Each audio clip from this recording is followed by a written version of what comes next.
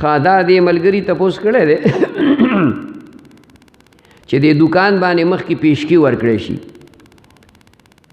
دکان سړی نیسي، زموږ دې وطن کې دا طریقه ده چې هغې مخکې پیسې ورکوي، 1,00,000 2 لکه 3 لکه 15 لکه، او دې ته بعضې بې وقوف خلک پټکې وایي.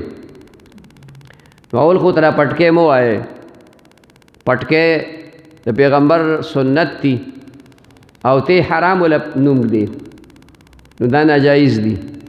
پیشکی ورته وایې، ایډوانس پیسې ورته وایې، سیکیورټي ورته وایې، هر څه چې ورته نوم چې څه وایي هغه، خو پټکې ورته ویل نه دي په کار.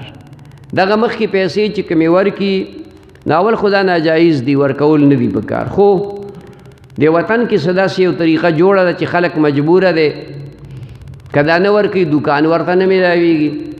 خدای چې دا پیسې کومې مخکې ورکي دی او دا په کرایه کې ختمیږي نو دا به ښي، په کرایه کې لږې لږې کټ کېږي.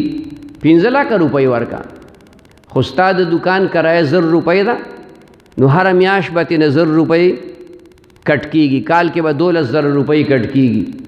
او هغه ته مخکې د 15 کالو د 10 کالو د 3 کالو د هغې هغه خپله کرایه میلاو شوې.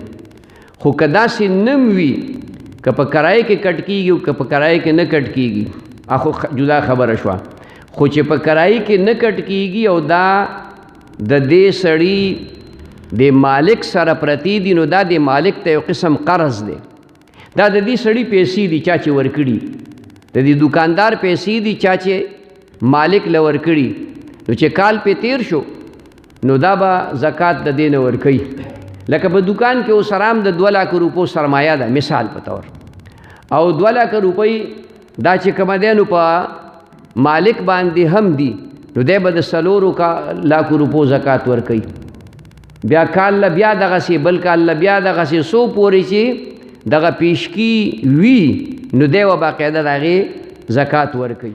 د ماښام د مانځه نه مخکې نفل شته که نه؟ د امام صاحب مذهب دا دی، زمونږ د احنافو مذهب دا دی چې د ماښام د مانځه نه مخکې نفل به سړی نه کوي.